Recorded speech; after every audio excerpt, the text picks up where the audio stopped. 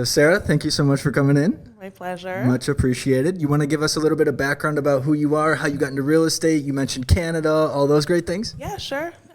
Okay, my name's Sarah Desamours. I have a French name because I'm French Canadian. Amazing. And I've been in Miami for 10 years now. My God, crazy. I moved here full time after I had my daughter. I moved here when she was almost like just full time here. You know, I was doing a lot of back and forths before. So full time here for the past 10 years. Don't necessarily have a real estate background. I did work in mortgages and in wealth management at the bank. And when I moved here, I didn't know what I was going to do. I first hated Miami when I first came. Hated it. Do you speak Spanish?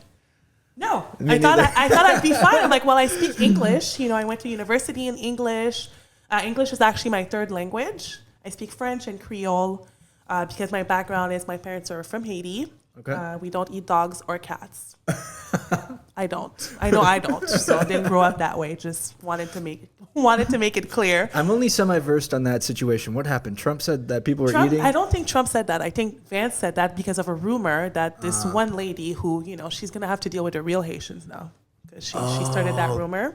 Good luck, Wait, was girl. she like, did somebody record her or they said that she was eating a dog out in the middle of like a parking lot or something? I don't know. I kind of like had to X myself out of that because I'm like, I'm gonna want to fight someone. So let me not even, but anyways, I don't think Trump necessarily said that. I think JD Vance said that, but because JD said that, but he said it was a rumor. Like, I don't know what happened.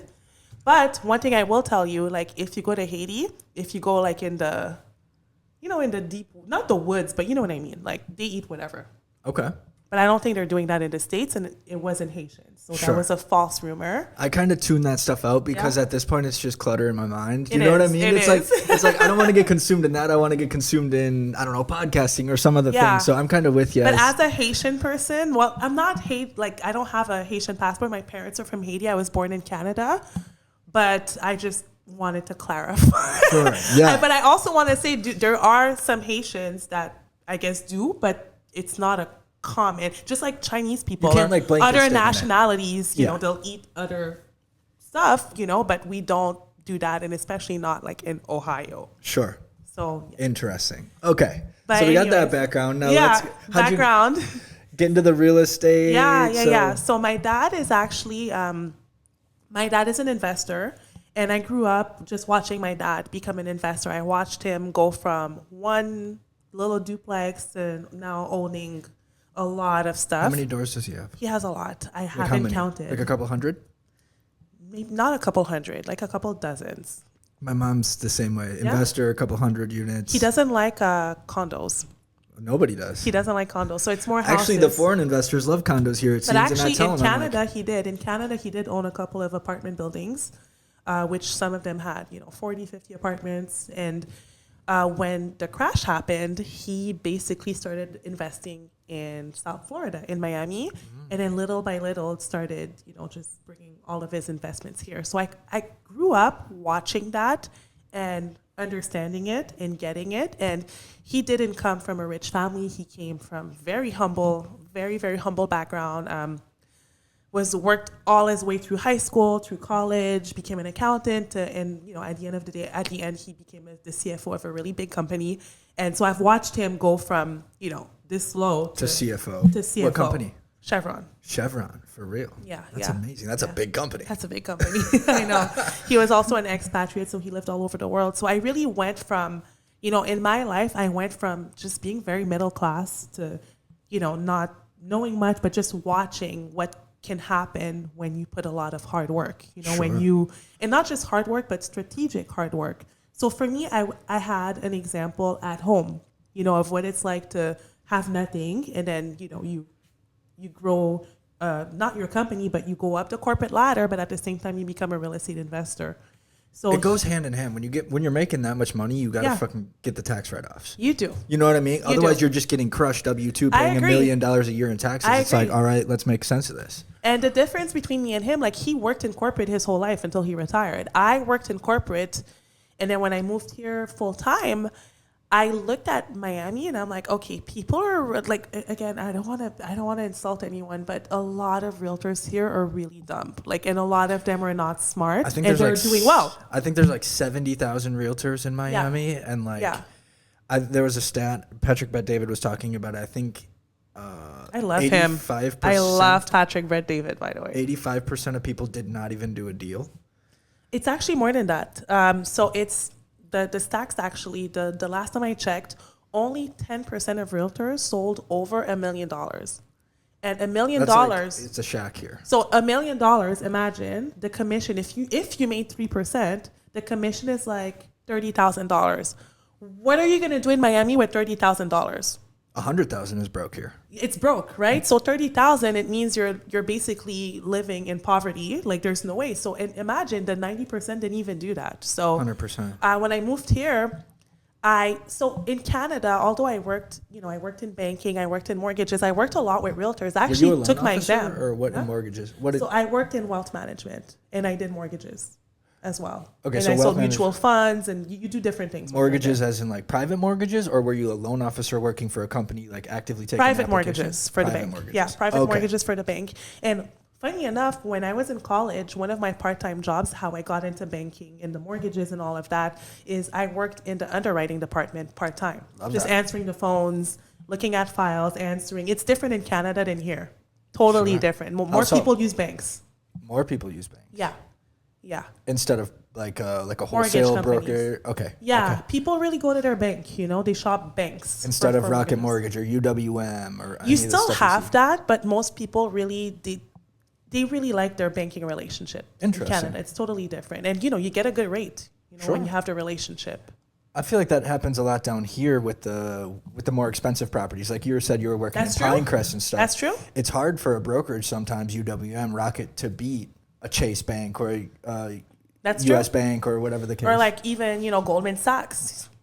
I've never done any deals with them, actually. I've done, yeah. They killed it. Good for them. I was scared the whole time. Why is that? Because my experience with like Bank of America and other banks here hasn't been good.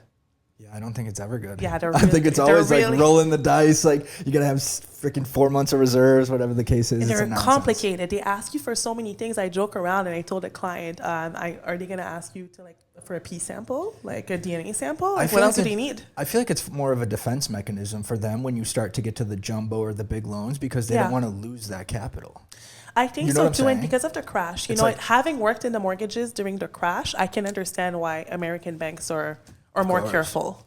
My mom used to buy property. She said she would make $300,000. She did not at all, and she would go and buy a ton of property. You can't do that nowadays. That's crazy. Right? It's changed. That's insane. No, you can't do that anymore. Yeah. So I had that kind of that background. I did do the real estate exam back in Canada. I had a moment where I'm like, okay, I want to be a realtor, but then.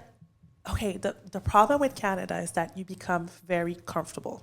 Very, very comfortable. When you have a job, they pay you well. You get free healthcare.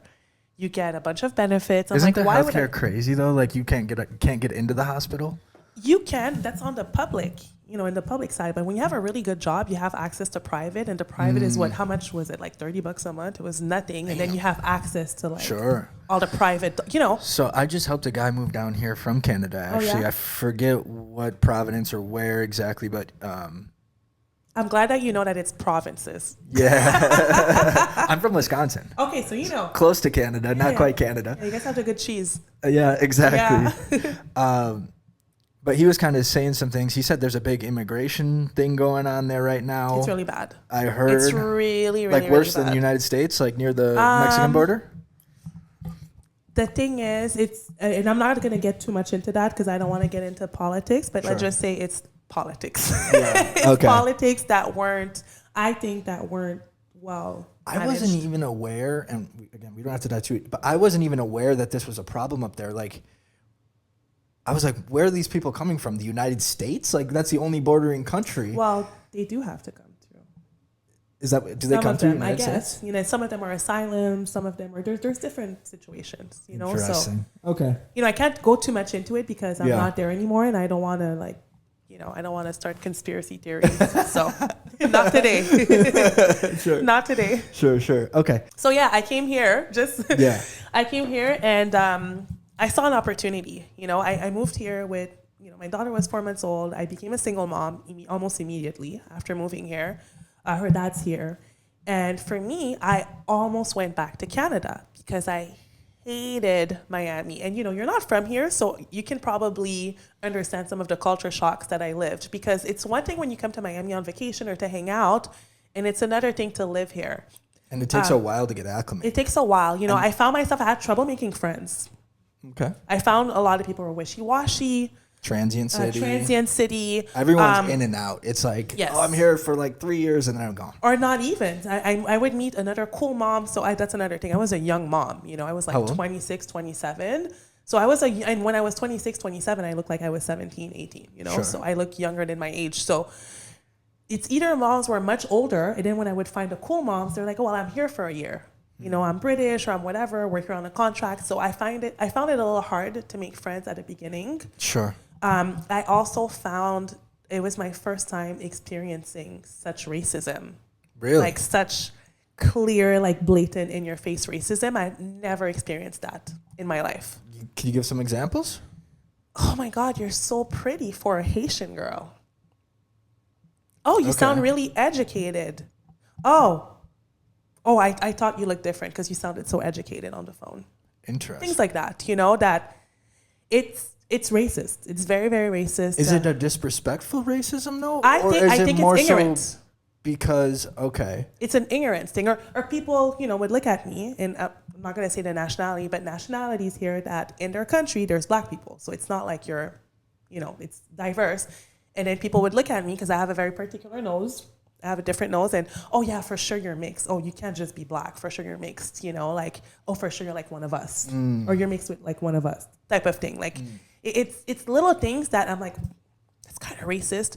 Or people for years people thought, because my daughter's mixed. Her dad is Italian and Haitian, but he's lighter, so she looks like she's mixed. And how many people thought that I was my daughter's nanny? When she was a baby was just astonishing to me, because it's like there's no way that you're sure you're the nanny. So like you assume that because I'm black, and when I'm with a that I'm it's little things that I'm like, people here. For me, coming down and not being in a diverse situation growing up, my city was 60,000. Oh, okay. Right, like super small, like so very you're not Polish, used to that. German. So for me, it did come down to a lack of education. Right, it was like, could I find Haiti on a map? Maybe. You know what I mean? Yeah. So then it became, then you got Cuba and all these places. I don't know. It was just a whole like learning experience for me on like these different cultures, these different locations. It was interesting.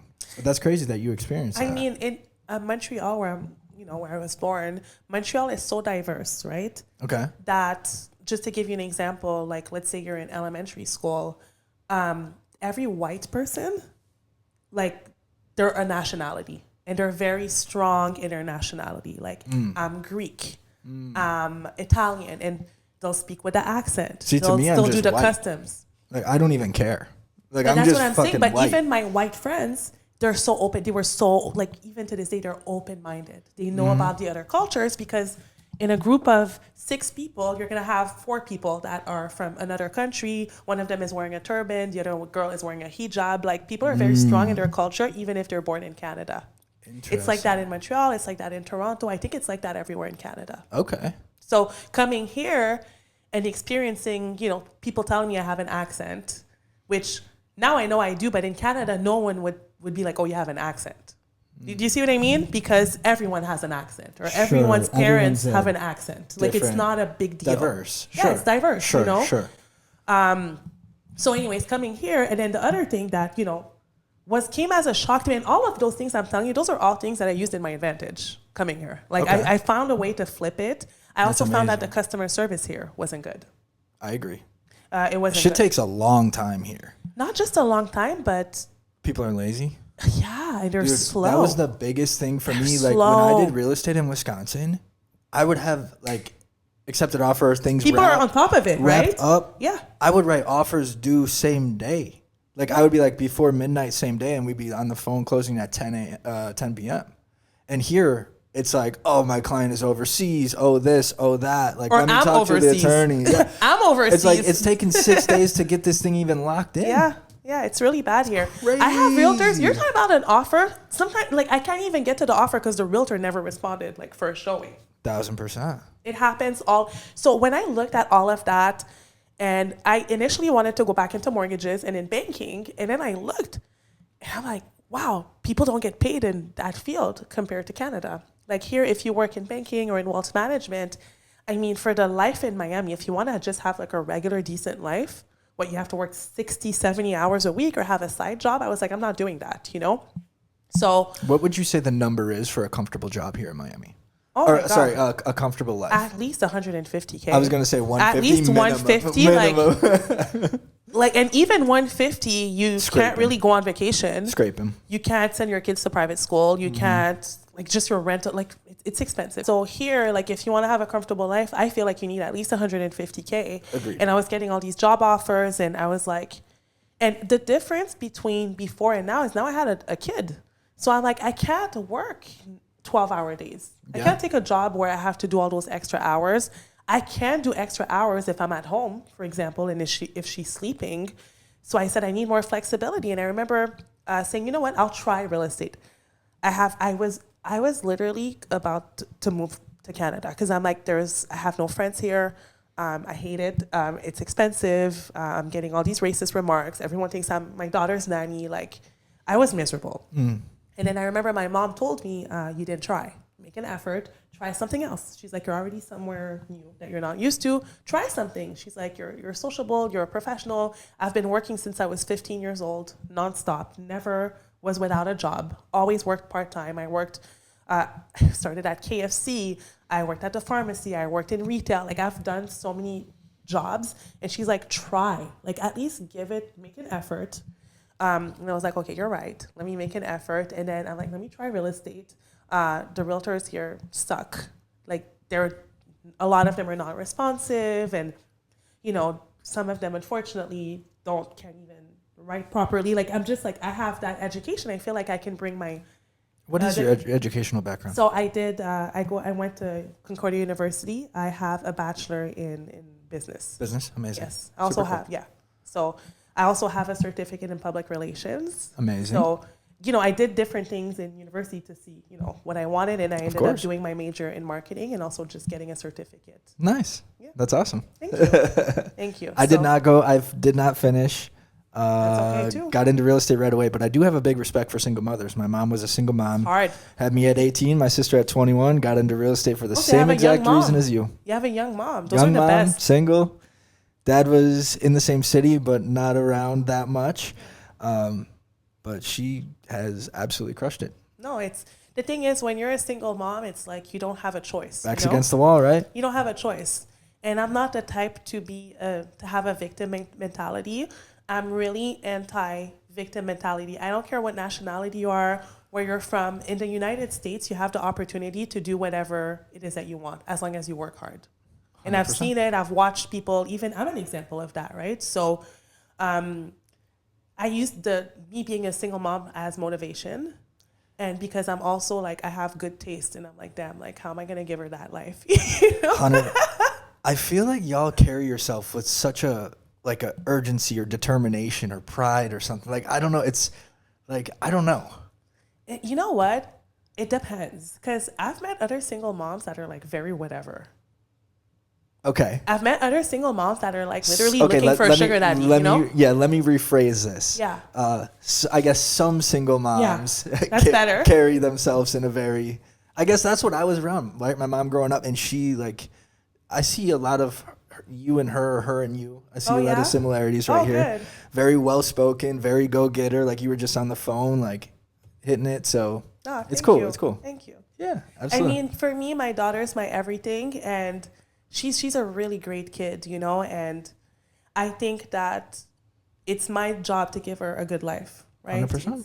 Of course, her dad's in the picture. Her dad helps as well, so that's very helpful. But in general, I have her most of the time, and it was important for me to have a schedule that allows me to, you know, if one day she's sick or whatever, I don't have to ask anyone for permission. Sure.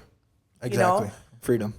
Freedom, and options. Also I like to, you know, if she has an activity in school, I want to be able to go. It's like little things that when you have a corporate job, you might not be able to do. and there's only so much time in your kid's life, right? So many Exactly. connections, so She's many already games you 10. can miss. Like she's 10 years old. Like I'm looking at middle school. I can't believe it. Like it flies by, you know? So That's crazy. I told myself I want a job that gives me the flexibility. Let me try real estate. And then what I did is I called the realtors I used to work with, the good ones, you know, the ones making real money in Canada. I called them and I'm like, okay, what do I do? Like, I want to become a realtor. Like, just give me your advice. And most of them told me, well, most of them were like, okay, finally, like, this is your personality. You look like it. And they were like, okay, you need to go full time. A lot of them told me one of the mistakes they made was to not go full time. Half and half or whatever. Yeah, half and half. Or like, hey, I have this other job. Like, I'm going into it. And they said they would have made more money earlier had they gone full time earlier. Sure. And a lot of them told me, like, get as educated as you can. Take all the trainings, take all the classes, try to get a mentor or join a brokerage that has some type of coaching because that'll help you accelerate. So I took everyone's advice. I literally went in full time. Okay. With no client. Yeah. No client And you at got all. no income at that point, right? Yeah. And you have no income at that point, I had right? savings. Thank Okay. God. Thank God. Sure. But yeah, they ran out real quick. Especially in Miami, yeah? They ran not even for like extravagant things, but you know, just real estate. You know, you have to get business cards, you have to get signs, you have to get a bunch of things that cost money. You know, so you have to have money if you're starting off in real estate, a little bit of money at least. Sure. You know? And if you don't, I would tell people join a team. I didn't join a team. I went on my own. You didn't join a team right away? No. Really? No, I went on my own from That's the ballsy. get-go. Yeah. That's crazy. Good for you. Yeah. And okay, so you mentioned that you got on the Tom Ferry podcast. Yeah. I didn't know. There's a lot of realtors on this podcast or that are watching right now that will definitely know who Tom Ferry is. I think he's a pretty well-respected guy in our industry. The top coach. You want to dive into that a little bit? How you got connected with him? How you got invited on there? All those things? Sure. Yeah. So my story is really particular. So I was living in the guest house at my parents' house in Pinecrest. Okay. Literally in a guest house. I couldn't afford to have an apartment. And I was just hustling, you know. I was just working, doing whatever it was that I could do. And I told myself, I want to be a luxury realtor. I want to sell luxury real estate. I want to sell waterfront. I want to sell brickle. I want to do that. And I'm saying that from a guest house with no clients, right? So, but I knew in my mind, that's what I wanted to do. And I remember at the time I was at a brokerage that kept telling me, oh yeah, you can't do that. You can't do that. You have to be on the team. Or you have to be in the luxury department. Or you have to make your way up to or if you get a listing appointment, you have to go with this luxury realtor. I was like, I'm a luxury realtor. Like, I don't know what you're talking about. Who are you to tell me? Like, I'm a luxury. Like, what are you talking about? Yeah. You know? So I remember leaving that brokerage pretty quickly because I'm like, okay, if you don't believe in me, like, how am I supposed to believe in you? What brokerage was it? Keller Williams. Keller Williams. They were great for training, but all the books. they were so like, the training was amazing. Like the Bold program, it was great. But the whole like, oh, you have to be on a team or da da da. I was like, listen, I don't want to be on a team. Like, if anything, I want to start my own team. And I actually tried going on a team for a short period of time. The guy ended up being such a scammer. I left. I just left. Scammer. Let's dive into that. Yeah. That'll hit well on the content. Yeah. You know what I mean? And you know what? This guy's like, he's an asshole. Sure. He basically lied about the leads he would give. He basically said that, you know, he wouldn't take any clients. Like, he would just be the team leader. And then I would still cold call. And I remember one time I got to a listing appointment and the girl was like, oh, that looks very familiar. And he had gone on the same listing appointment that morning. That's crazy. You know, it's like little things like that, you know, Yeah. he was a scammer. That's crazy. He still, and I think that's he still is. I think that's very common in real estate, right? You're Oh my promised all God. these leads if you join these teams, but then, so I used to run a Zillow team and I would spend probably, it's a different model, $15,000 a month on Zillow, right? Mm-hmm. So how I would set it was any lead under 500,000 would be routed down. Different market, right? There's not these big expensive homes like down here. Yeah.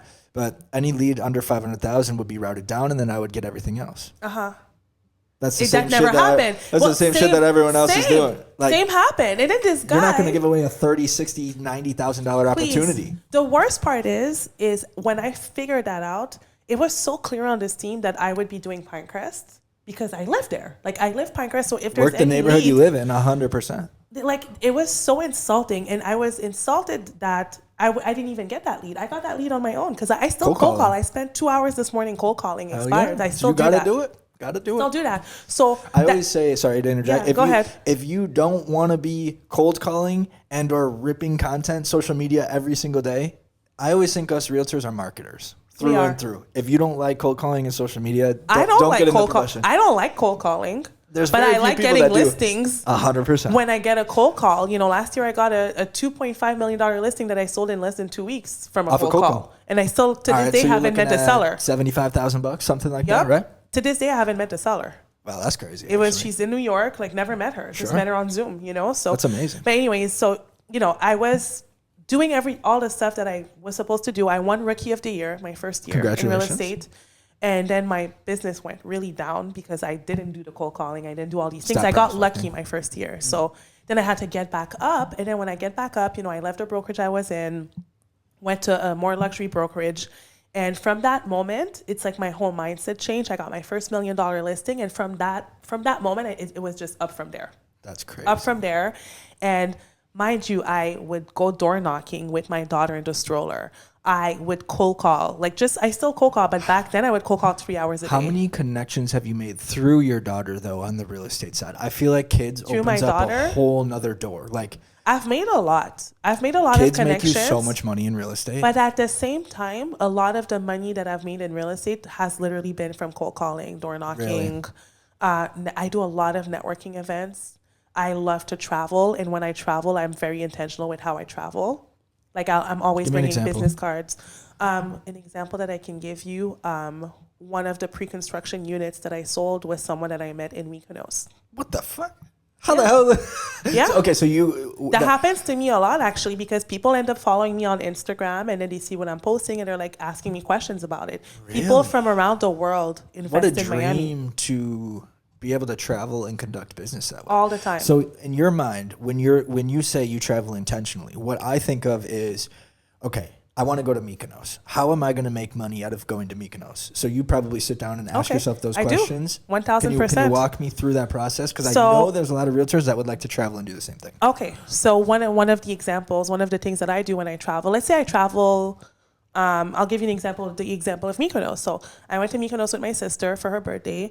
We were staying in a really cute hotel, but I made it a point to go to Kavotagu, which is the number one, to spend time at Kavotagu, right? So it's $1,000 a night to be there. They have a Zuma there. And I told myself, you know what? I want to make sure that I go and spend a day with Kavotagu. And when I'm there, I need to talk to people. I'm not going to be in my corner and not speak to anyone. I was talking to so many people. I think I had 10 people follow me on Instagram. I gave my info to at least 10 Instagram people. Is so powerful. So powerful. Especially. That's how we met. That's how you're going to be getting... It's collaboration through social media is wild. 1,000. And you know what happens is I don't share only real estate stuff. I share a lot of Miami stuff. I think that's a big mistake that a lot of realtors do. And I think one massive mistake, and I get this question all the time, is, hey, should I make a separate Instagram for my real estate page? I'm like, God damn it. Don't do it. You're shooting yourself in the foot right there from the get. There's a saying. Agree. There's a saying. It's like a person's life begins when they realize they only have one, or something along those lines. That was construed. I get it. You know what I mean? Don't separate real estate from your life. You're the realtor. They're going to connect with you. If you like mountain biking, for example, all the mountain bikers are going to do business with you. God damn it! Even traveling, do you know how much it connects me with clients? Sure. I have people that reach out to me, or past clients. That's one of the ways that we stay in touch. They're like, hey, I'm about to travel there. Do you have tips? Or I'm traveling somewhere. And another reason to reach out outside of real estate. Yeah, it's annoying. If I was only posting real estate stuff, I would lose a lot of followers, 1,000%. I think.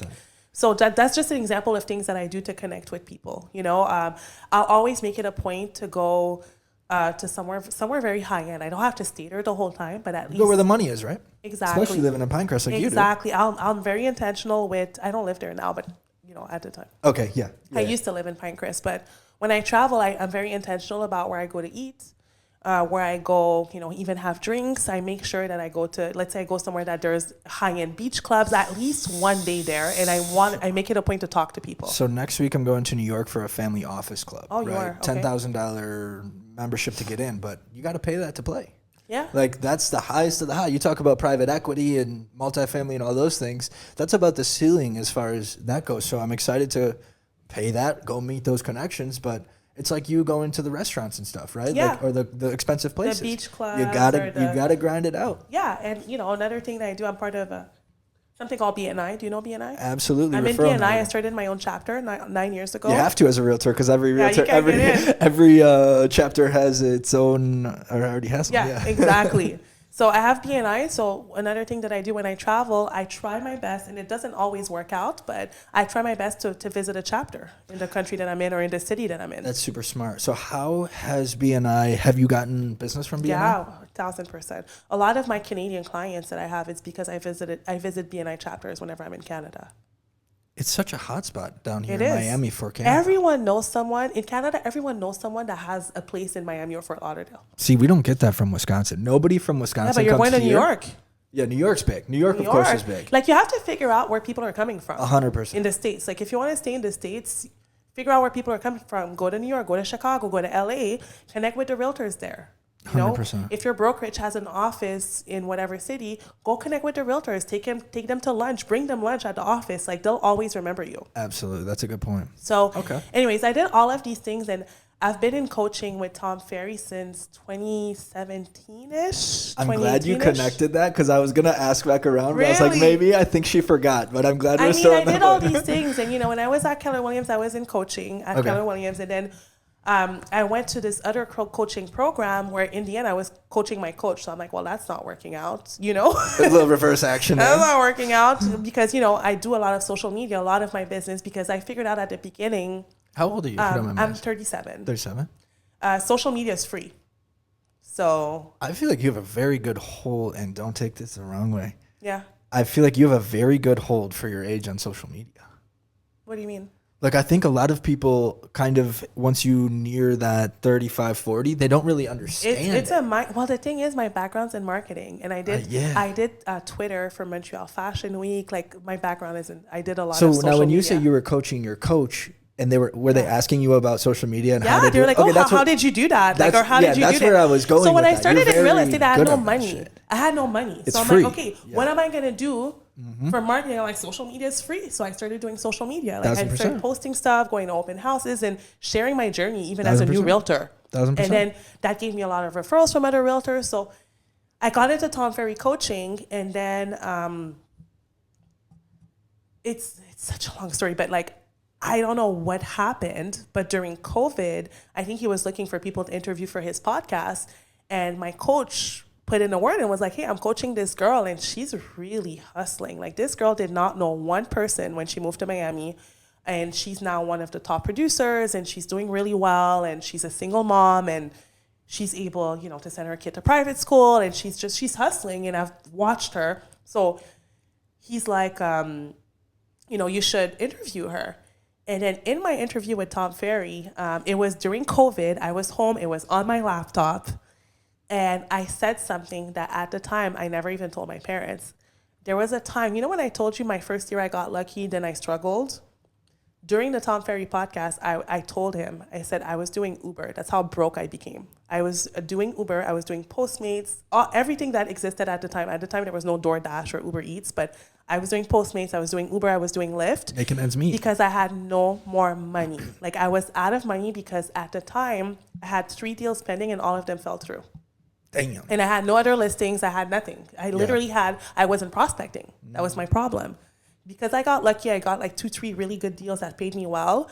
I was like, I don't need to prospect. Like, I'm good, And I said that in the podcast. The podcast blew up. And by the way, when I was done with the podcast, I was like, hey, just don't publish the podcast. Like, fuck it. Like, I don't want, I was so embarrassed. It's always the vulnerabilities that do very, very well. Yeah. And I appreciate you bringing that up because this podcast is free. I found you through the Move podcast. You either follow the Move or HQ content. I message people from those pages because I know they're interested in podcasting. The yes rate's like 90%, something along those lines, awesome. right?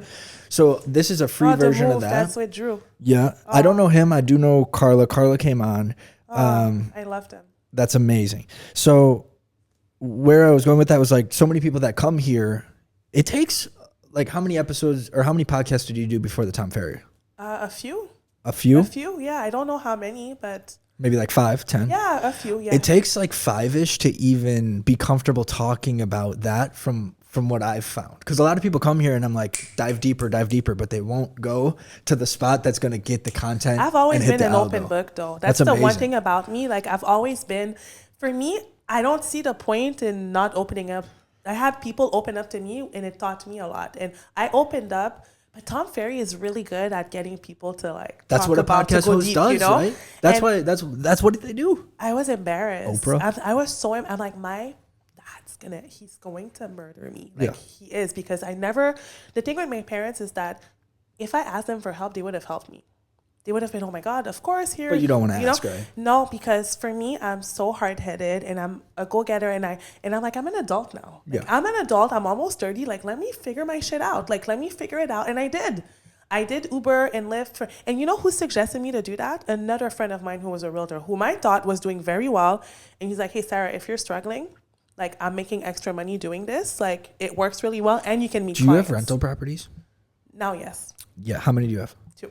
Okay. Now that floats you, right? If you need it, if not, whatever.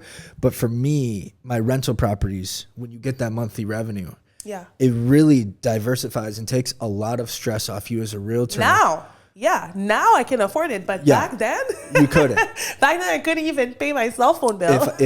If I didn't have my properties that I own in Wisconsin, so I have 5 up there.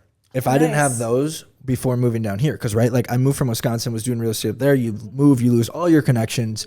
You can get referrals from up there, 25%. Great, cool, but that's not floating it here It's in not Miami. the same, yeah. That shit, if it wasn't for that, that saved my life. Because otherwise, I would have been doing Uber or whatever, like Yeah. making ends meet. You know what I mean? I did that for a little bit, and for me, you know, there's girls in Miami, they do OnlyFans, they do other things, but I have so much pride, and I have a daughter, and I'm like, I'm never gonna do anything that's gonna And it compromise seems so my look. easy. It's so easy. Doesn't it seem it's like so easy? So there's a couple. There's girls that put lotion on their legs and get paid. You know, Exactly. And Come on. a lot of them are reaching out to me right now to join this podcast. Really? Which is interesting because I've been posting a lot about my girlfriend, basically just using that to hit the algo. I put her face up and I'm like, oh, she's 6 foot tall, model, this, that, right? Okay. But it drives, and it makes me come off like maybe like an asshole or like I don't know, different than I actually am in person, but it hits the algo. And I'm at that point in my growth stage. I didn't have a big platform like you with Tom Ferry, for example. So I'm doing whatever the hell I can to hit that algo and then hit it Wow. up. So they're reaching out and I'm like, I don't know if I want to dabble in that space or not. I mean, everyone has a story. If you're a storyteller, you never know where people. I have OnlyFans clients, like they're killing it. They make you a know? lot of goddamn money. They do, and that's something I could have done back then, but I didn't want to go that route. I really wanted to only do real estate, and I told myself this is really temporary. And I shared that on the podcast, and I wanted to die after. And then the podcast blew You talked about up. OnlyFans on podcast? Not OnlyFans, like me doing Uber. The Uber and stuff. Uber okay. and Lyft, and you know, as being someone who's educated and who worked in the banking and all that, that was a low point for me. Like that was embarrassing. I have friends that didn't even know that I did this. Like I never really told people. It's vulnerable. It's very vulnerable, but it worked for me for a couple of months. You know, I was able to pay my daughter's daycare. I was able to pay my bills because of that, and I was still able to do real estate. You know, so I spoke about that. The podcast blew up, and then a year later. Actually, less than a year later, something happened in my health So the podcast was in 2020. 2021, early, I got super sick. How so? I got sick. So at first, it was crazy. I didn't know what was happening to me. I had rashes all over my body. It was during the COVID times, but I had rashes all over my body. My face was swollen. I had autoimmune disease. Like I didn't know what it was. Doctors couldn't figure out what it was. And it was like a nightmare for me for months. I thought I was going to die. Like I didn't know what happened. When you're sick, the only thing you want is to be healthy. Health. Right? I've never prayed this much in my life. Exactly. Like I was so scared and I couldn't figure out what I had. Imagine rashes all over your body. I'm used to being the social media girl. I'm used to being seen everywhere, and I wasn't leaving my house, you know, and when I was leaving my house, my sister, who's a makeup artist, would have to do makeup for me because I had rashes. I still have scars from these rashes, actually. What was it? Yeah, 20. So because of social media, can you imagine? I'm on social media. I do a post on Instagram, and I say, hey, can anyone recommend a dermatologist? Because I've been to like 10 dermatologists and they're all like, none of them want to help me. And that's one of my issues with the States. I find the medical field is really weird. It's like they just want to prescribe you something real quick, but not figure Here's out. a Band-Aid and a subscription-based service. We want to make revenue. Here you go. And I was like, you guys are not, like, it was really bad. And I had a girl hit me up on Instagram, a girl that I know who, she basically saved my life. She's like, hey, do you have breast implants? I'm like, yeah, why the hell are you asking me this? She goes, because I went through the same thing you're going through. And it's something called breast implant illness. And I was like, what? Never heard of that in my entire life. Never heard of that in my entire life. So if anybody's having maybe rashes and they have implants. Rashes, autoimmune, depression, anxiety. There's like a list, and I'm happy to share it with you if you want to share it with people. This is something that people can die from. And there's a group on Facebook. There's almost 200,000 women on this group talking about it. And do you think the dermatologist knew what it was? They just didn't want to say it? When I actually went back to my doctor who put my implants, and I told him, hey, I think that I have this thing called breast. They laughed at me. They said that's an invented thing. It doesn't work. It doesn't exist, right? So when she told me that, it kind of triggered something. I was like, what? Like, I never thought of this. And then I looked it up. It is a thing. It literally is a thing. That's crazy. At the time, I had to see a rheumatologist. Thank God, one of my friends referred me to her cousin who's a rheumatologist, because I had all these autoimmune diseases. What's a rheumatologist? I don't even know what that is. Lupus, all these things. They handle autoimmune disease. Okay. She was very open-minded. She goes, actually, yeah, I believe that it could be. Like, all the doctors here, nobody believed me. How could a foreign thing in your body not be potentially an issue? I think there's over 40 heavy metals in breast. I didn't know that. When you get breast implants, you just want to look hot. Like, you're not thinking about, oh, there's all these issues. And I had my implants at the time for 6 years. Have you seen my post on about plastic surgery? No. Oh, damn. Oh, okay. my God. I'm always shitting on plastic surgery. Well, listen, at the time, so how many people in Miami have breast implants? Like, and BBLs and yeah. It's really insane, you know? But for me, I never thought that's what could cause. Listen, if I show you before and after photos of my skin alone, like my skin alone, you will literally have shivers. Like, it was really, really bad. Actually, I did a TikTok about it. I think I got like, I'm at 150,000 views on it. It went viral too. Good for you. But this girl who wrote me this, she basically saved my life. I started looking into it. Very, very sick at the time. I had my lymph nodes were that swollen here. It was really, really bad. And I ended up scheduling the surgery to remove them. And the doctors that do the explants, most of them only do that now, because I think they're so traumatized and they've seen so much that they only specialize in explants. It's crazy. They would make way more money if they did implants and whatnot. It's the #1 plastic surgery in the world. #1 cosmetic procedure, I believe, invasive cosmetic procedure. I think the Plastic Surgery Institute for Coral Gables is like right down the street right here. Yeah, I mean, it's every corner. There's like literally billboards on the highway. There's payment plans. It's like a whole thing here.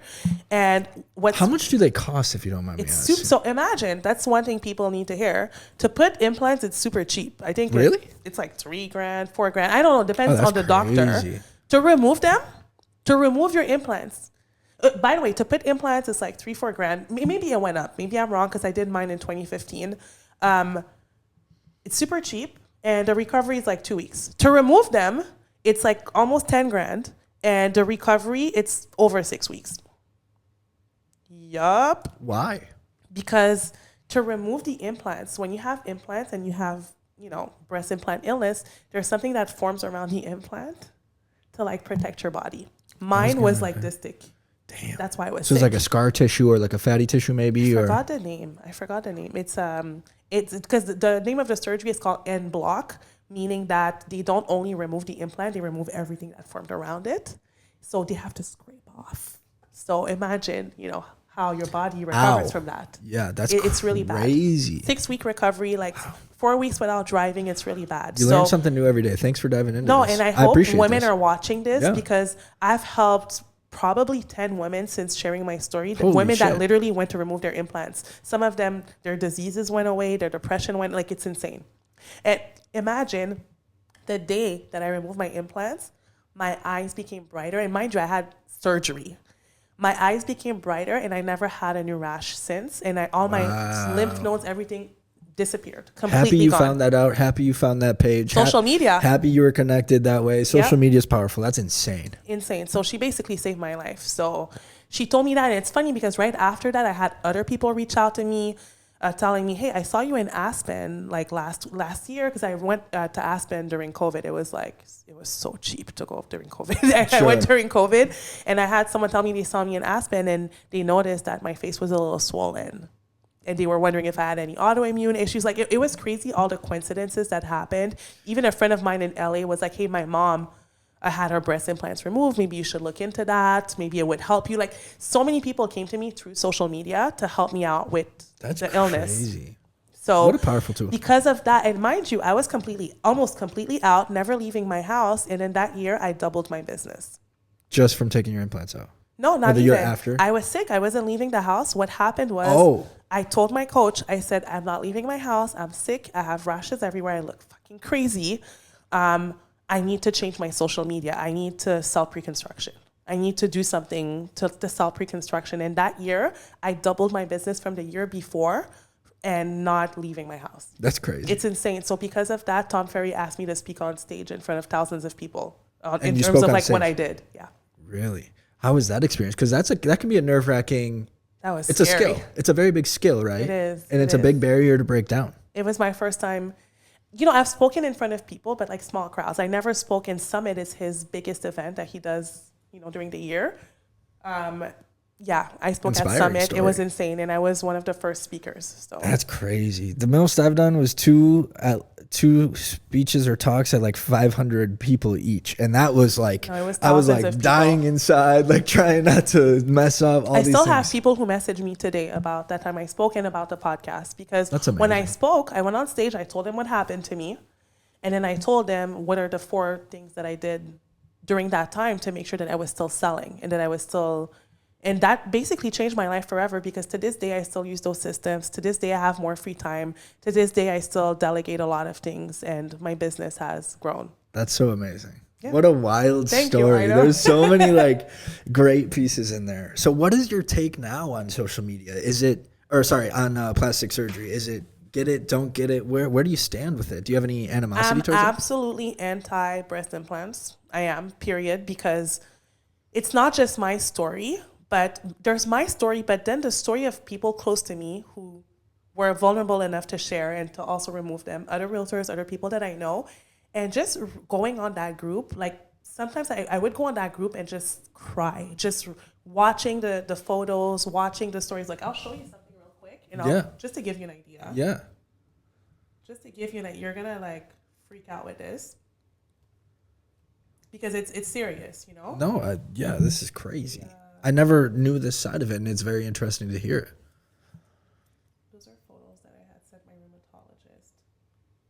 So I have before and after. Look how swollen my face was. Oh my! On the left. Yeah. It doesn't even look like me, right? No, big difference. That's the month before I removed my implants, and that's 2 weeks after my explant. That's crazy. Look at my eyes on top and at the bottom. That's the morning before my surgery. That's after. Wow. And then look, my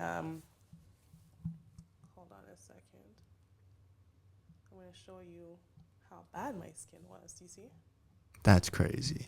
Like, and I share that. I'm like, you know what? Like, I share. If you want, send that to me, and I'll put it up on the screen in the podcast. Look, that's you want to see how many rashes I had, just to give you an idea. Look at my chest. That's insane. Yeah, it was really bad. That's a big rash. It was basically my body just rejecting them. My body was like, we don't want a foreign object. And my take on plastic surgery, you know what? People do whatever they want to do. But if anyone tells me, hey, should I get breast implants? I'm like, absolutely not. If someone wants to get a BBL, I tell people, research it.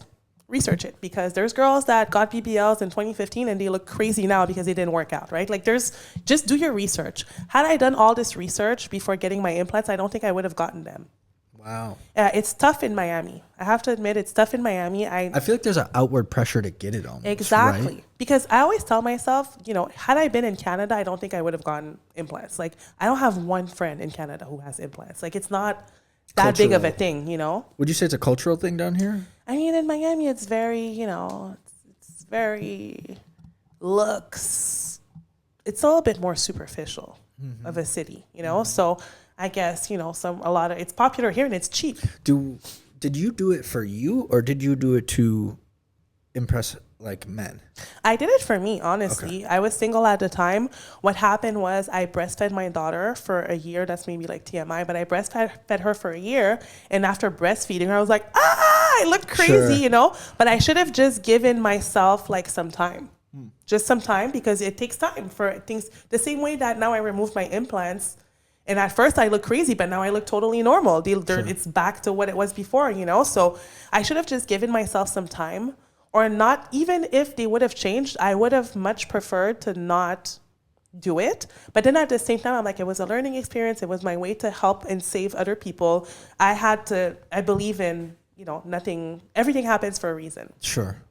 Everything happens for a reason. And,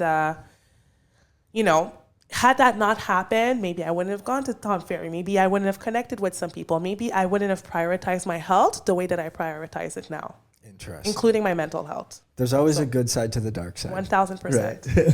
That's crazy. So anyways, that's how I got on stage with Tom Ferry. That's amazing. So now, behind the scenes, prior to starting this podcast, we were talking a little bit, and you said that you almost got out of real estate altogether because you had some scammy clients. Yeah, this year actually. You want to dive into that? Yeah, sure. So I had these clients. I'm not going to say their names, obviously, for legal reasons. They're a couple, and the wife, I think she might be going through something, and that's me having reflection after the fact and everything, because if you're doing messed up stuff, you're probably going through something yourself. 1,000%. And those are not people who didn't know me. They've known me before. They've known me for a long time. I knew that the wife was really a little bit insane, like a little bit intense, whatever, but I could deal with it. You know what I mean? I know how to deal with people who are like a little bit intense. I'm a very chill. In this job. Oh, you do. And just also personality wise, I'm very like, it's not nonchalant, but I'm a chill person. I don't get upset easily. I'm I'm more observant, but my mouth is sharp, So if someone says something or does something, I might just say something slick, but I'm not someone that becomes combative or whatever. These clients couldn't afford a house, right? They couldn't really afford it, and they needed to sell something. It was super complicated. And they wanted me to write those ridiculous offers. Like lowballs. Huh? Like lowball offers, you saying? Either lowballs or like seller financing, like super complicated offers that I'm not used to, And because some of these offers were complicated, sometimes like I didn't know how to answer a question. I would literally say, hey, for this, I think I would consult with an attorney to make sure that we're wording this correctly, The way that I look at things, even the biggest professional is sometimes going to seek for help if it's something that they've never done before. Power and collaboration. 1,000%. All things in life and business. Exactly. And then that's when the condescending comments started. Oh, then what do we have you for if you don't even know how to explain this to us? Right? It's like it starts slow, right? Yeah. It's little condescending comments. And then I would always find myself saying, oh, well, it's because I haven't done this. Like, I'm honest, I haven't done something like this before. And even when I did something that was close to it, just to protect the interests of my client and to protect me, I would have an attorney review some things. Oh, but then what's the point of having a realtor then? Like little things, right? And then that was just the beginning of it. They would call me at 10 p.m. And that's one of the things they did that literally, like, it was just to give you an idea of how they were. I told them, hey, I'll be available until like 9 p.m. It was the day of my daughter's birthday. Which is still a reasonable time. 9 p.m. That's like late. Because we're like negotiating an offer. So I said, I'll be available until 9 p.m. They called me at like 9:45 p.m. I ignore the call and I say, hey, I can't talk, but I'm available by text. It's my daughter's birthday. We're about to cut the cake. Yeah, but start cursing me out. It's 9:45 p.m. I'm telling you it's my daughter's birthday. We're about to cut the cake, and you don't give a shit. You're still trying to call me, and you want me to pick up the phone and step away like, fuck you, seriously. Yeah. Like it was a bunch of little things like this that it's especially the wife, and then she really worked hard to put her husband against me. Not even telling her husband Isn't it always interesting with the wife? like the duo there and like trying to. Oh my God, she was like 3 different people. One loves you, one hates you, and it's she really worked hard to put her husband against me to the point that there was a day that she called me and literally almost put me against a wall. And we were under contract for something, and she said, you should be giving part of your commission for fucking up so much in this deal, type of thing, right? For messing up so much on this deal, you should give a part of your commission because I could do this and I could do this to ruin you. I could go out there and write reviews and I could do this and do that. But, you know, if you give part of your commission, and literally that's part one of that was like the minor extortion, crazy. Blackmail. Okay? Blackmail, basically. And I did.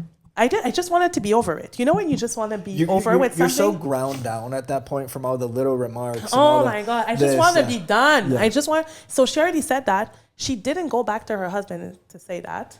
And then she basically built a whole case against me to her husband. And one time her husband called me and I'm like, well, I have to disagree with the fact that I've been such a bad realtor. It's like you guys are asking me to do unreasonable things. Some of the things that are barely like, they're just not typical things in real estate. And on top of that, I sacrificed like 1% of my commission as a credit to you guys. So, you know, to help with the closing costs and everything.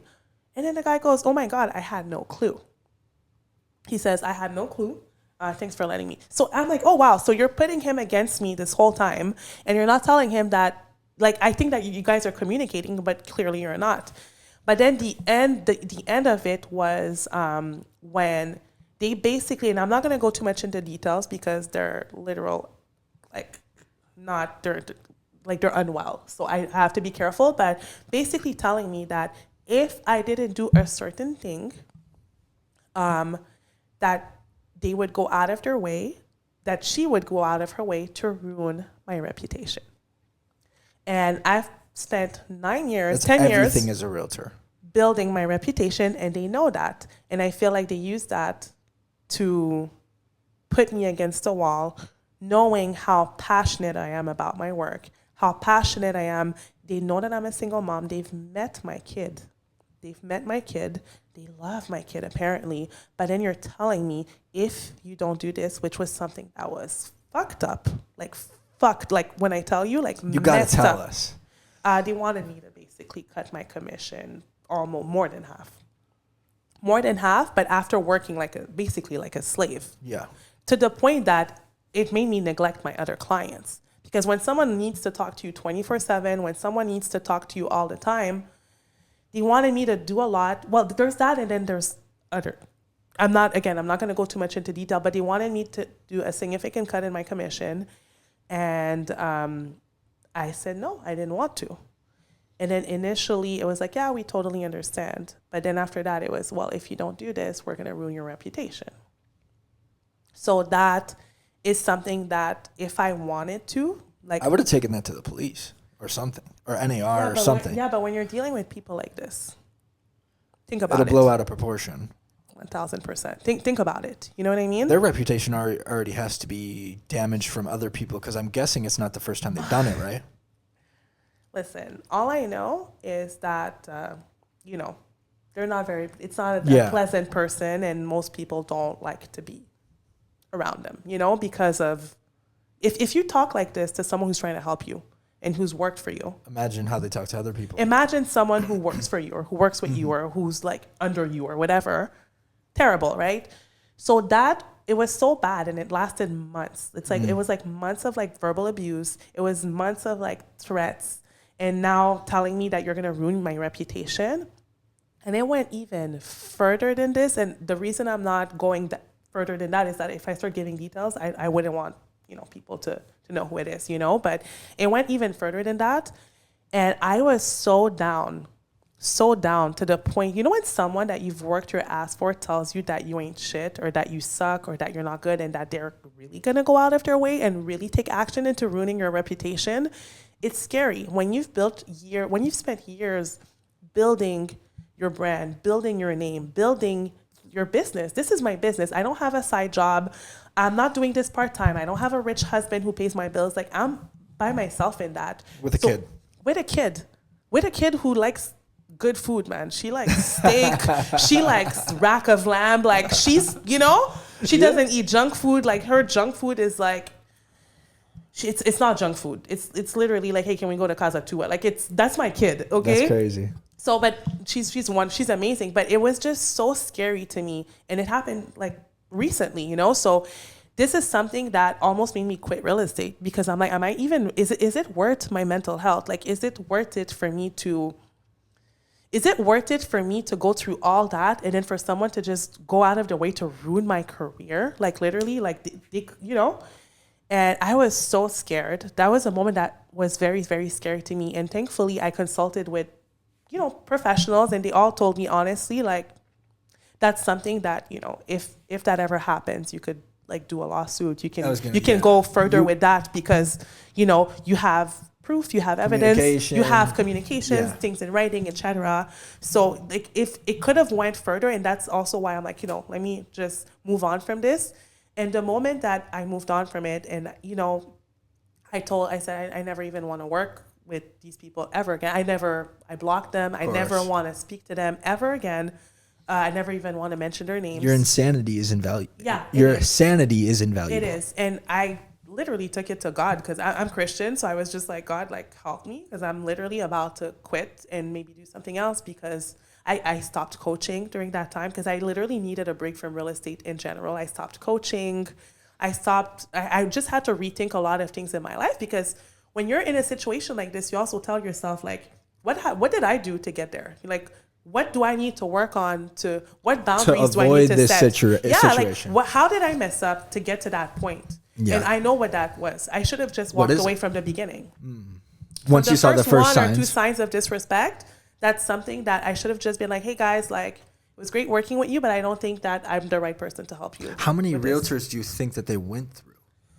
Right? Like, do you think like they went to a couple different people and then maybe they said no, and then? To be honest with you, I don't know. And it's hard once you're wrapped in like that. I don't know, but I know for sure they were talking to other people, like definitely. And you know, you don't know what they're telling the other people. Hey, Sarah's fucking crazy. Sarah sucks. Sarah's blah, blah, blah. You know, do you know what I mean? So it's like I can't say, like, I don't know. 100%. And it was really bad. But then what happened after this? I took a little break, literally, from real estate, because it was very traumatic, very traumatic.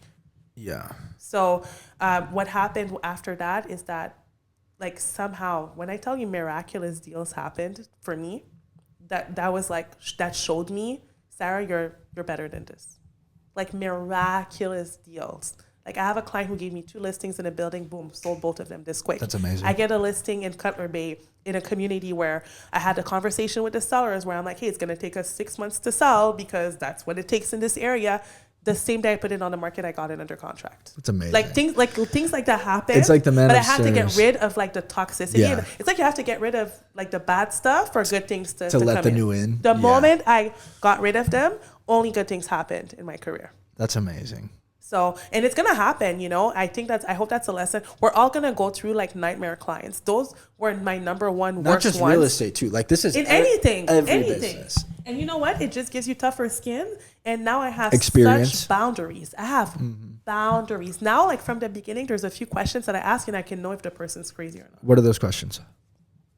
Well, first of all, I tell them that, hey, I'm not, unless it's urgent, and urgent means we have an offer. Yeah. And we're negotiating an offer and I need a signature. I'm not available after 7 p.m. Unless the person is, like, in California. If I have clients that are in a different time zone, I definitely make exceptions for them. Yeah. But if there's any type of pushback with this, I'm like, I don't want you as a client. Because if there's no pushback, that means you already know you're going to drive me fucking insane. You already know that you're going to text me. I do make exceptions. Like, if someone's a doctor or a nurse and they have weird hours, yeah. But, like, in general, most people, like, there's nothing urgent at 10 p.m. 100%. There's nothing urgent. There's nothing you can do at that point. No, there's no one that I can reach. There's no email that I can send. There's nothing happening. So it's just communication between you and them for some probably unimportant situation or unimportant thing. Yeah. Exactly. And also, I have a team. I have my own team. I travel sometimes, and if I introduce you to my team and you're mean in any way to my assistant, gone. I never want to work or even be friends with people who are rude to assistants, to servers, to receptionists, you know, you know what I'm talking about. If anyone is ever rude to these people, I do not want them around me. That means you're just not the type. You're just not the type of personality that I even want around me in terms of energy. Interesting. Because I was a receptionist. I was a server. I was a teller at the bank. I started there. Who are you to disrespect anyone who's technically under you? Mm-hmm. And my assistant, she runs my team. She runs everything. If you're disrespectful to her, she's going to tell me and she's going to show me what you wrote or 100%. What you told her. And I never want to work with people like that because you have to respect every single person. 100%. Respect is number one for me. 100. I was a server as well. It was a tough time, but we made it through. We did. But imagine how many people disrespect us, like as servers. Lots, right? And then like I've been a server to people that now ask me to work with me as a realtor. And then I'm like, you're not approved. Sure. Did you see what I mean? Yeah. Like, it comes so full you were circle. an asshole to everyone, but you can't, like, it's so bad. Like, I don't think that first of all, you shouldn't be disrespectful to anyone in general. I find that respect is really important, but that's one of the big things. If you're disrespectful to anyone on my team, whether it's my assistant, a transaction coordinator, or Dimitri, who's my business partner, if there's any little signs of disrespect, unless it was like a misunderstanding or whatever that was fixed, I don't want to work with you. If there's any boundaries about if I have an event with my daughter, or you don't care, you want me to cancel something with her because you want me, no, I'm sorry. Especially if I'm offering you another solution. I'm saying, hey, someone else on my team can show, oh no, we want you, that's not going to work. I'm sorry. Like, I tell that to people from the beginning. And most people, my awesome clients, oh, sure, no problem. I even had a client, I told him, hey, by the way, for the inspection, like, I'm not going to be there. My assistant's going to be there. He's like, I didn't think you were going to be there. He said, I for sure knew you were going to send someone else or not come at all. Like, you don't even have to come. Tell your assistant she doesn't even have to come. I'll just open the door for the inspector. Like, those are the type of clients I like to work with. So that's where I am now. I only want to work with people that I like working with. 100%. Because you're not in a desperate state. You need to blow my nose. Yeah, go for it. So I'm sitting there and like, there is some planning that's involved for those kids, right? It's like, shit. No, kids are, if you want your kids to have, so that's one of the differences from Canada. Like if you want your kids to have a good education here, it's expensive because you either have to live in a neighborhood. I'm part of the camp that's going to be like, I'm going to have kids and figure it out because there's no great time to have kids. That's what I did. I mean, I was pregnant when I was 26. My mom did that shit too. I was pregnant. You think so I'm the one in my group of friends. I'm the last one that people thought was going to have kids. And I'm the first one. Yeah. Like it was a surprise, you know? Sure. I'm the first one to have kids, but I think that my daughter she's so well-rounded. She's so smart, but like I hustled, you know? I juggle with Gulliver Ransom. I'll let you know. I don't know about these schools. I'm like not Ransom's from here. super like more academic focused. But Gulliver's has more balanced. Athletics. Right. That's the thing. And they have an international baccalaureate. My daughter goes to school in French. Like they have different programs. So I'm going to see. That Ransom doesn't have. It's different. It's just different. That's what I keep hearing too. It's like, just different, you know? So for me, I think I'm going to go by vibes too. I'm very very, very into energy. So like, I'm going to see like how I feel and how she feels too, because I can read her. I went to the Gulliver ceremony and I don't have kids. They're like, why the hell are you here? You're like scouting already? That's smart. I feel like I should have done that. So there's Anna used to nanny for a family that moved from the Venetian Islands down here to Coco Plum. And now their kids are going to Gulliver, right? Really? But the mom said this. The mom said, when I used to go from Venetian to Gulliver, I would have to stay down there for all of the school day because traffic was so bad. Wow. So then they didn't have one. Why didn't they put their kids in country day? You know what I mean? I don't know. Maybe. That's the only other solution. Yeah, because country days are it's really country day, Gulliver, or Ransom. I feel like those are the three. Those are the three top. But country day's too far from me. I'm not going to like Miami Shores. You would have to do the same thing. You'd have I'm to not go going to Hell no. I heard. I don't know if this is true. Even Gulliver's too far from me. I'm like a little bit upset. I'm like, damn, no, because the thing is, where I live now, my dream is to have a house. I would want like South Miami or Pinecrest. So I'm like, eventually that would be close, That's my next step from here. I'll sell this and then do a big Pinecrest thing. No, Pinecrest, my dad lives in Pinecrest. It's beautiful. Like, and I lived there for a little bit. Like, I really like Pinecrest. It's far just though. Big. I like South Miami. It is far. It's a little far, That was the thing why we That's bought what this. I like about the Gables. Like, Gables and then the Grove, like South Grove area. Like, I think it's amazing because you're like closer to downtown, It's and like then to get to Pinecrest, drive. it's quick. But when you're in Pinecrest, it's far. It's far, man. It's fine. The traffic That's is exactly crazy. That's good. That's relieving to hear that you're kind of in the same boat, because that was our big conversation when we bought this. We're young. We will still go to Brickell, and we still work in Brickell. We sell condos. And in you're Brickell. young too. That's what it was. So it was Pinecrest, when I lived there, is it's too old. far. It's like an older crowd. And here it's very old. No, too, it's though. better than Pinecrest. No, it's better than Pinecrest. I lived in both. I lived in Pinecrest and I find Gables, like you'll go to Merrick Park, like you have the UM students, like Pinecrest is like. Whew. And I feel like there's less community in the Pinecrest neighborhood because the lots are so big and there's more privacy. Nobody talks to each other. We have a group chat. Like I know all my neighbors. So my daughter's best friend, she lives on Almeria. Yeah, and it's right here. Almeria, and they're always outside playing with other kids in the street. Like everyone knows each other. Yeah. It's different. And even where I live, like in the Grove area, you talk to your neighbors all the time. Like my neighbors will tell me if something's going on. The Grove seems to be even younger than here. I love the Grove. That's like my dream Higher energy, area. younger. Hipsters too. Yeah. I dislike a little bit about the Grove how overgrown it feels to me. This has more of like a clean aspect. It depends to it. where you are in the Grove, though. It depends where you are, because some places in the Grove feel like the jungle. But what's funny is that's what I like about. My mom says the exact same thing. That's something that I like about the Grove. I feel like I'm walking through like a jungle. My mom's like, I'm going to buy a house in Coconut Grove. So my brother's 16, and I think they're going to move down here once he graduates. But she's like, I'm going to work in the Grove, and you're going to work in the Gables, and we're going to bounce. There's a vibe in the Grove that you don't have in the Gables. 1000%. Every time I go to Cocoa Walk, like Cocoa Walk is a lot different than Miracle. Did you ever go to the farmers market on Saturdays? Every weekend, basically. Okay, it's the vibe. Sea moss. My girlfriend gets sea moss, all this stuff. It's a vibe. There's like a vibe there. It's and great. Everyone in the Grove is like that. Like my neighbors, everyone's like chill, but they're all like wealthy. Mm-hmm. You know what I mean? It's an interesting combo. They're like wealthy, but they're like in flip flops and biking and like super chill. Whereas Gables is a little bit more, It's professional. Yeah, it's the old professional attorneys or whatever they call it. Yeah. It's different. So I'm already looking. Tomorrow morning I have the Gulliver. Next week I have Ransom. I'm still gonna look into Carver. Congratulations. Thank you. That's a big hurdle. Like Ken Griffin just paid $30 million to reserve slots at Gulliver for all of his employees that are moving down when they build their headquarters. I'm gonna bank on the diversity thing. Hell yeah! I'm banking on the diversity thing. I'm like, I have a kid. She speaks 4 languages. Like that in and of itself is pretty. She plays tennis. She's a 3-time world salsa champion. I'm banking on the athletic avenue. I'm banking on the athletic. Well, me there's the athletics and the dance because she's a girl. So like she's a world salsa champion and we're not even Latin. Like that's how open-minded she is, So use what you got, right? Yeah, I'm working on it. You gotta do something because it's crazy out here. You gotta know people too. That's crazy. You gotta know people. Congratulations. Thank you. That's a big step. That's super amazing. Thank you.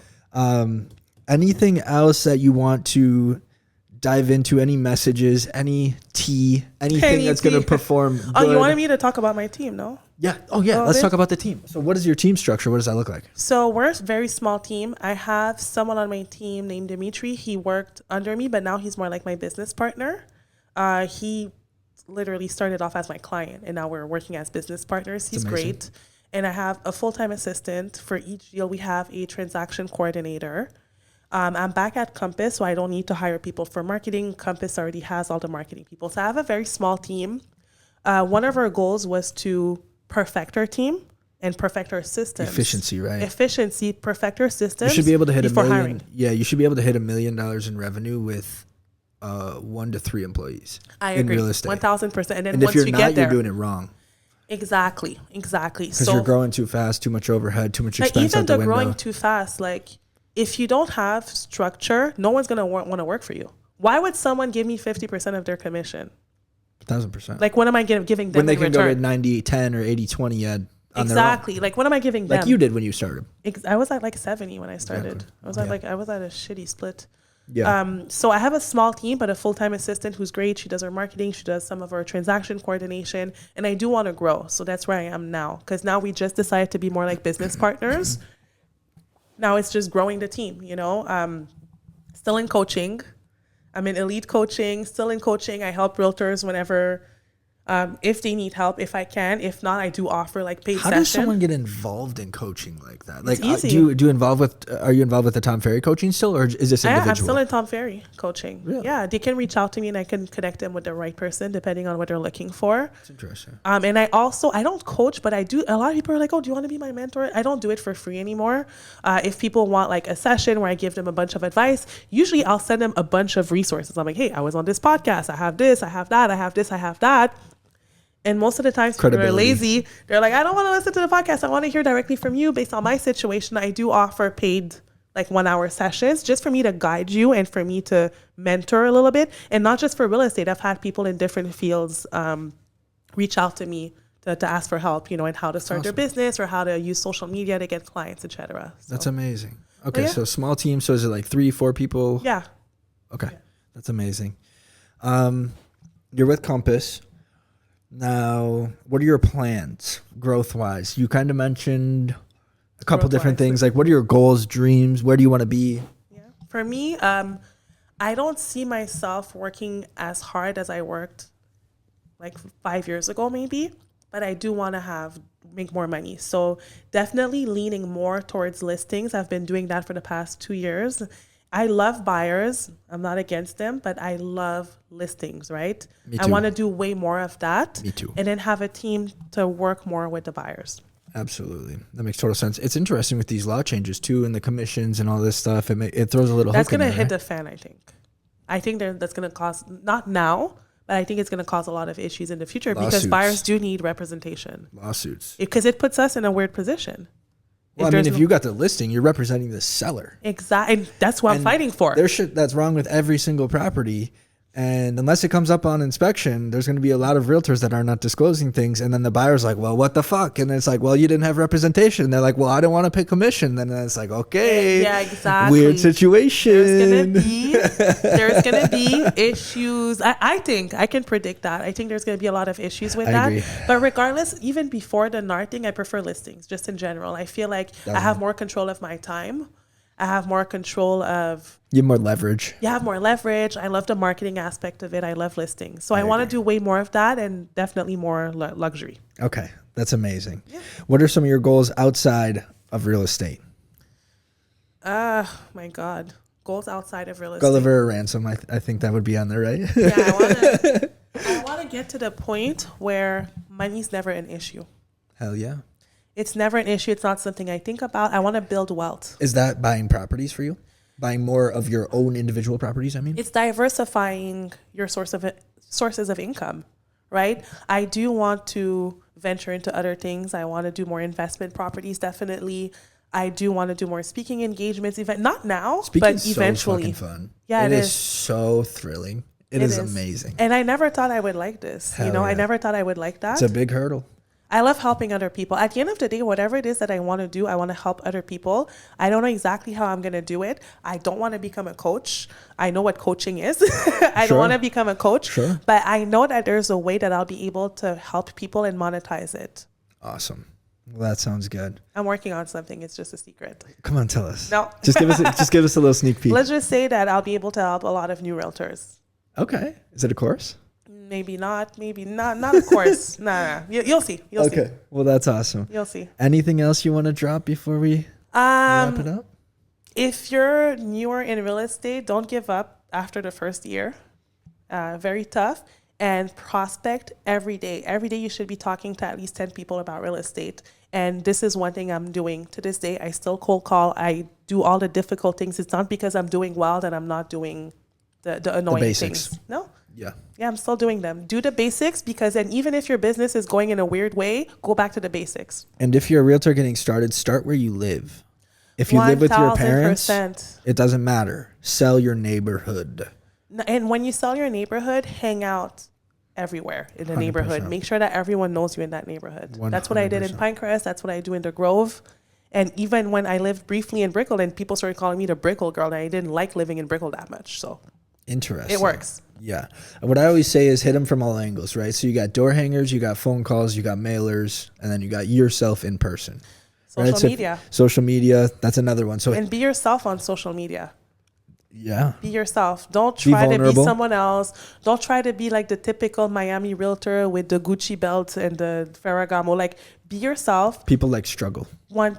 It's not just struggle. Like, if you like to, I'll give you an example. If you like tennis, I know a lot of realtors that got a lot of clients because they're playing tennis and sharing tennis, and they can connect with other people that way.